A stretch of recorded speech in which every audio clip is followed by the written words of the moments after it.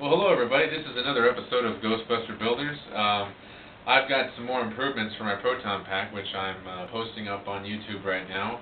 I had just added some other videos, about 3 of them, of the proton pack that which I made from my original one, which was for a Halloween haunted house about 2 years ago. It was for, I think, '08, I think. If you look right here next to me is the proton pack. It has the signature of Dan Aykroyd, which I've shown in the other photos. But what I've been doing in the past couple of days, which I've said in the videos prior, is that I needed to change some things in the proton pack from what I had in the past. The other videos, I said I had to change the whole front area here, and this is what I've done in this video. Is in the old one, this was the old front that I had in there, and you can look in this part here, you can see how it's a major difference.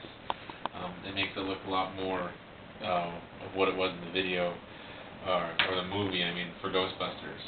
I've been looking at pictures off of the GhostbusterFans.com, different type of proton packs. Also, I've been looking at the movie, and this is what I've been paying more attention to. And also the crank knob here. The old one I had it didn't look that movie accurate, so here is a new crank knob that I've added. So basically everything right here in this section has been redone from the last video. What we got here is I changed, I guess, the filter or whatever this is here. So I don't know everything by heart. I should, but I don't, so if I get it wrong, I'm sorry. And then over here the gun hook is going to go. What I'm thinking is I did make the pack a little too wide. I'm going to trim that down right here, if you can see, and then of course the hook will go here. And then I also made I made it just a little bit wider than what it was, and then I'm going to cut it down because it wasn't like the right size. So it was too thin, because in the back over here is supposed to be a sticker, and I didn't have enough room for that.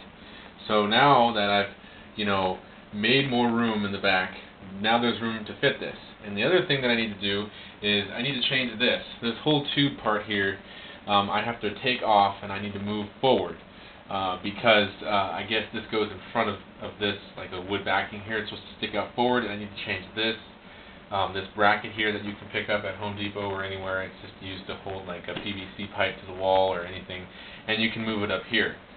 What I've done, if you look on the table here, there's an array of everything you can think of what we're making for this pack. The other cool thing that we've designed, or what we've put into it, is that in the pack here for the Cyclone lights, I believe,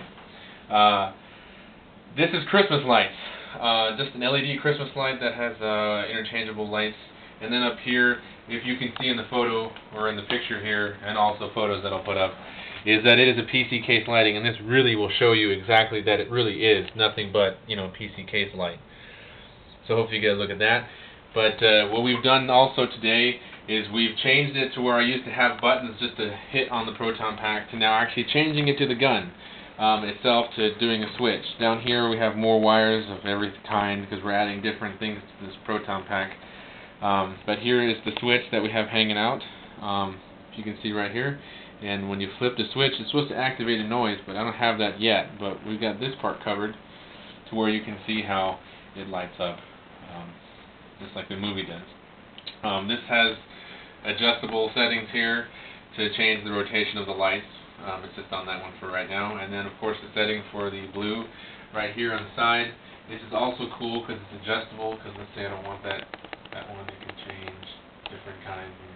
And then what's going to happen is the tube part, if you see in the proton pack, there's these 2 tubes that go along the side. All you got to do is hide that bottom part in there, and then you'll never know that, it's just a full tube light that you put in your PC case. So there you go. I need to make these bigger. I went to Home Depot today, and I picked up some green wire, which is going to go in the back of the trap. Not the trap, I mean the gun. The gun itself is going to go back here, right over here. A little shorter though. And then on the gun itself, we have the lights too. You see here, you can see the lights on the gun. They're not done yet. I've ordered some stuff online, some more kits to put the light up front here with the cover, and then there's a light here, and then here there's another light, And then of course there's the light here that goes up and down, which we have right here, and will be intermingled with the rest of the kits in here. I had it in there for the other prior video, so we're going to put that back in there. Things I need to correct is on this part here, it needs to be larger. I need to finish the back part over here. And just as a surprise is that everything that I'm doing right here is just cardboard. It's just strictly everything is cardboard. I try to order as less parts as I can that, you know, are not something that someone prefabricated. I like to try to do it myself. I mean, I do like adding some parts in there that are, you know, purchased online, but I figure, hey, why can't I try to make it out of cardboard? I know it sounds cheap, but it's kind of fun and it's creative. Like all this is just cardboard, which I'm changing it all the time. So I'm posting these videos, so hopefully it can help someone that, you know, wants to build a proton pack either out of wood or plastic resin or whatever you want. At least you can watch my videos and, you know, I can hope direct you in the right way. You know, some of this stuff is just easy things, like the plastic here is used for card holders, you know, but it looks like glass for all you know. And I've got the LED light here that says Ghostbusters, who you gonna call, and that's just a name tag from ThinkGeek. Other things to help you is the Ghostbuster fan page has tons and tons of information, especially in the forum page if you ever want to build a pack. Where right here I'm going to work on this. These are dyes. This is a golden yellow dye that I need for the leg hose adapter here. If you ever have if you want to have that, you know, more to detail to your costume, there's a leg hose, and this is the dye you're going to need to dye your hose in case it comes clear, because they don't exactly sell that color hose. So on the forum, someone wrote about this, so I'm going to stick this in a pot, hot water, dye, let it cool, let it soak in there, and there you go. The other two things is these two colors. If you go and buy a normal flight suit at any army store or anything, they're not the right color. They're like a brighter tan, and in the movies it's a darker tan. So, or even a pearl gray even. This is what it is, pearl gray. Got two packages, washer machine. There's steps on the forum exactly how to do it.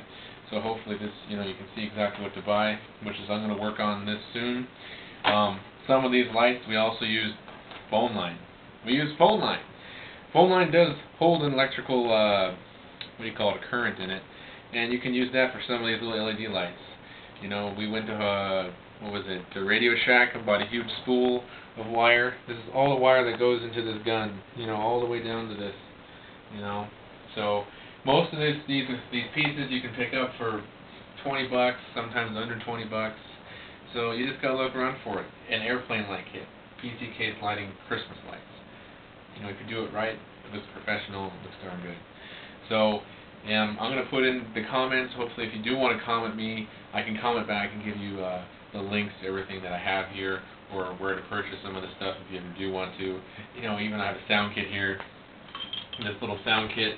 I mean, it's not as good as the one that they have on replicaprops.com, but this is just one that you can pick up any electronics webpage. It's just something that records 30 seconds worth of sound. You can put the sound of the gun firing or whatever you want, and then you can have it in the pack or hooked into your speakers or whatever you want. I mean, it's something that's not too terribly expensive. It's like 20 bucks or less, and it does require some soldering. You're going to need one of these. You know, if you don't know how to solder, hopefully you got a friend that does know how to solder, or, you know, you can figure it out yourself. You know, things are trial and error, and it's okay. You know, you can always, you know, make do with whatever you got. So hopefully if you have any questions, you can you know, ask me. I'll try to fill them in as best as I can. I mean, if you look at everything on the table here, it's kind of self-explanatory. You know, you need your box cutter. I got nuts and pieces that are going to go on here to make it look even more better. Hoses. Some of the hoses you can pick up from Home Depot. You know, a lot of the stuff from Home Depot, Lowe's, Circuit City. Not Circuit City, it's gone. Radio Shack. Here's the wire, more wire. Here's the belt gizmo that you wear, that they've worn. You know, this is really simple to build as well. If you go to Ace Hardware or anywhere, hold on, we'll make another video for this part. So I'm trying to explain everything, and we'll add that in another one.